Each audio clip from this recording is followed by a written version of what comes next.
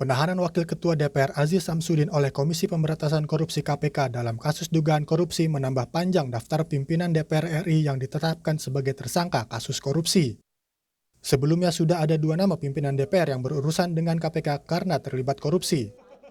Pertama, ada Ketua DPR RI periode 2014-2019 Setia Novanto yang ditetapkan jadi tersangka dugaan korupsi pengadaan IKTP pada 17 Juli 2017. Mantan Ketua Umum Golkar ini kemudian divonis 15 tahun penjara dan denda 500 juta rupiah karena dinilai terbukti menerima uang total 7,3 juta dolar Amerika Serikat.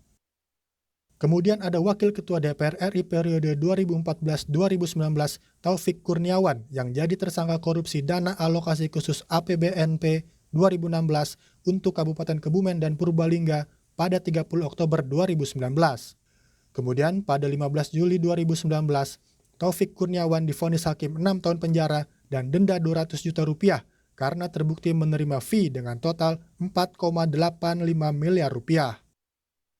Dan yang terakhir adalah Wakil Ketua DPR periode 2019-2021 Aziz Samsudin yang ditetapkan sebagai tersangka dalam dugaan korupsi terkait penanganan perkara yang ditangani oleh KPK di Lampung Tengah dan kini ditahan KPK. Fenomena pimpinan DPR yang kerap terjerat kasus korupsi ditengarai karena telah terbiasa melakukan tindakan serupa sebelum menduduki jabatan pimpinan.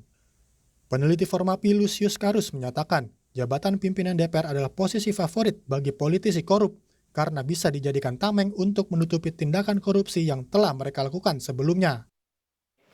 Posisi sebagai pimpinan DPR justru semakin memberinya peluang untuk melanjutkan kebiasaan lamanya. Kekuasaan sebagai pimpinan DPR dianggap cukup kuat untuk terhindar dari sentuhan aparat penegak hukum. Di sisi lain, Partai Keadilan dan Persatuan atau PKP menyoroti isu korupsi dengan mengancam akan menembak kadernya yang korupsi.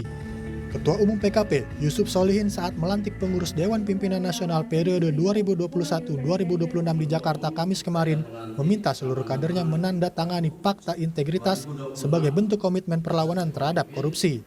Kalau misalnya ketembak aja tapi begini, ya kan ada hukum. Kalau dari perintahkan, diarahkan, dihimbau masih juga sudah terlalu kan, berarti udah kader itu udah namanya insubordinasi melawan kebijakan pemimpin. Kalau orang-orang seperti itu kita singkirkan saja, tidak ada toleransi, kita pecah. Keterlibatan politisi hingga ke level pimpinan DPR yang terlibat korupsi begitu disayangkan karena mereka merupakan wakil rakyat dan penyelenggara negara yang seharusnya menjadi teladan masyarakat. Tim Liputan, Kompas TV.